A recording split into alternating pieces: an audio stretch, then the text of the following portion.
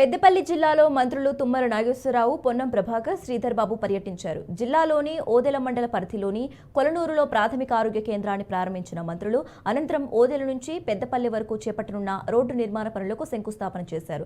కాల్వ శ్రీరాంపూర్ మండల పరిధిలోని 24 ఎకరాల విస్తీర్ణంలో ఏర్పాటు చేయబోయే ఆయిల్ ఫామ్ ఫ్యాక్టరీ నిర్మాణానికి శంకుస్థాపన చేశారు. రాష్ట్రం అన్ని విధాలా అభివృద్ధి చెందుతుందని మంత్రులు తెలిపారు.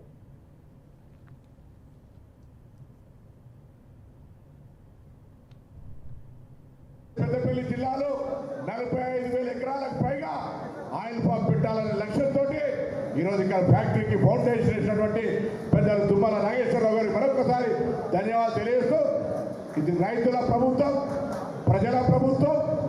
ఈరోజు మేము మాట్లాడేది కాదు, మీరు చెప్తే కూడా వినే విధంగా ఈ ప్రభుత్వాన్ని తీసుకొని ముందుకు పోతాను.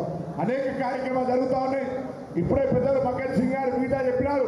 నాకు కూడా తెలుసు, గ్రామీణ ప్రాంతాల్లో ఈరోజు బస్సుల సంఖ్య ఎక్కడికి వెళ్ళినా 30 ఏళ్ల కింద బస్సులో ఎమ్మెల్యే ఒక బస్సు వేస్తే ఏ విధంగా గౌరవం పెరిగిందో ఇవాళ కూడా ప్రజలు మళ్ళీ మా ఊరికి బస్సు కావాలని అడుగుతా ఉన్నారు.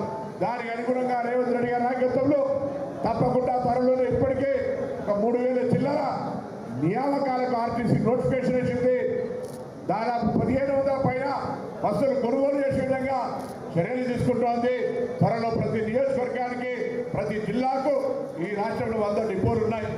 అన్ని డిపోలకు అవసరరీత్యా బస్సులు తెచ్చే విధంగా కార్యాచరణ ఉంటుందనే మాట మనం చేస్తూ, ఇవాళ రైతులకు సంబంధించినటువంటి అంశం, రైతులందరూ చల్లగా ఉంటే, రైతులు కష్టపడితే, అన్నదాత శ్రమపడి రాష్ట్రాన్ని పురోగతి తీసుకపోతే వాళ్ళు చేసిన అప్పులన్నీ కూడా బయటికి కొట్టేయగలిగేటువంటి ఆర్థిక పరిపుష్టి కలగజేయటువంటి శక్తి ఒక రైతుల దగ్గర ఉంది.